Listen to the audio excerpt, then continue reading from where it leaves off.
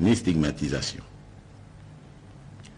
Nous devons ainsi adapter nos stratégies de lutte et de prévention contre ce fléau en tenant compte de cette évidence.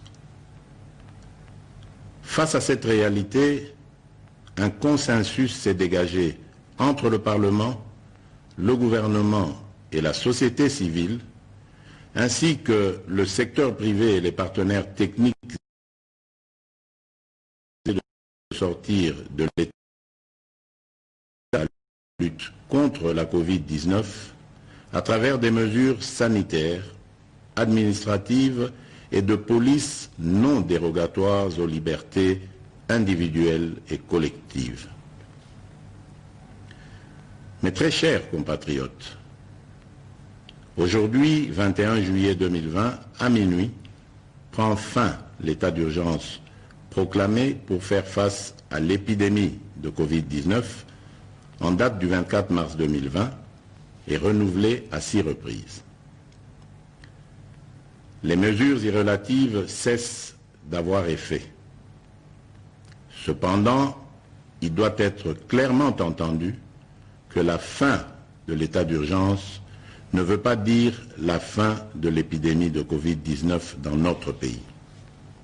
Par contre, c'est l'indication pour toute notre nation de revenir progressivement à une tout en respectant les gestes barrières et d'autres mesures irrelatives. Il est donc question de faire l'équilibre entre notre santé physique, celle de notre économie et la stabilité de notre société. La fin de l'état d'urgence implique le retour progressif à la vie normale en respectant un certain nombre de préalables par rapport aux mesures sanitaires qui seront de stricte observation et à la reprise des activités en fonction des secteurs concernés et suivant les dispositifs mis en place par les autorités compétentes. Mes très chers compatriotes, ces préalables comprendront l'engagement des responsables à faire respecter les mesures spécifiques prises par le gouvernement, le renforcement de la sensibilisation et de la communication sur la maladie et sa prévention, ainsi que l'implication des différents acteurs engagés dans la lutte contre la Covid-19 à tous les niveaux. Quant aux mesures qui doivent accompagner le retour progressif à la vie normale, j'instruis ce qui suit. Premièrement, à partir de ce 22 juillet 2020, la reprise des activités commerciales, magasins, banques, restaurants, cafés, bars, entreprises, etc. La reprise des rassemblements, réunions et célébrations. La reprise des transports en commun. Deuxièmement, à partir du 3 août 2020, la reprise des écoles et des universités, en commençant par les classes et promotions terminales. Troisièmement, à partir du 15 août 2020, la réouverture des églises et lieux de culte, la migratoire interprovinciaux, l'ouverture des ports, aéroports et frontières, la réouverture des discothèques, stades et salles de spectacle. Toutefois, pour les funérailles, les dispositifs actuels restent maintenus et doivent être de stricte application. Dans ce contexte, il sied de préciser que les modalités pratiques de reprise dans les différents secteurs seront déterminées par les autorités nationales, provinciales et locales compétentes.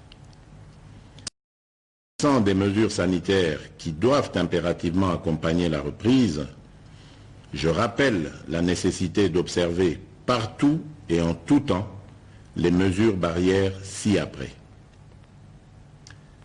La mise en place des dispositions de contrôle à chaque entrée impliquant la prise de température, le lavage des mains et ou l'application des gels hydroalcooliques, le port correct et obligatoire des masques dans les lieux publics, le respect de la distanciation physique, le contrôle et le suivi de l'état de santé du personnel public et privé,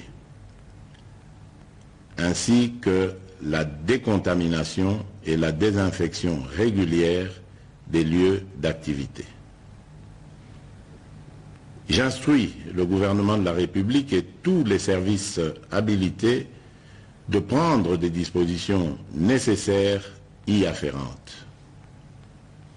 Aussi, je réaffirme mon engagement à la mise en œuvre du programme multisectoriel et d'atténuation des impacts de la Covid-19 en République démocratique du Congo que j'ai lancé le 18 juin 2020.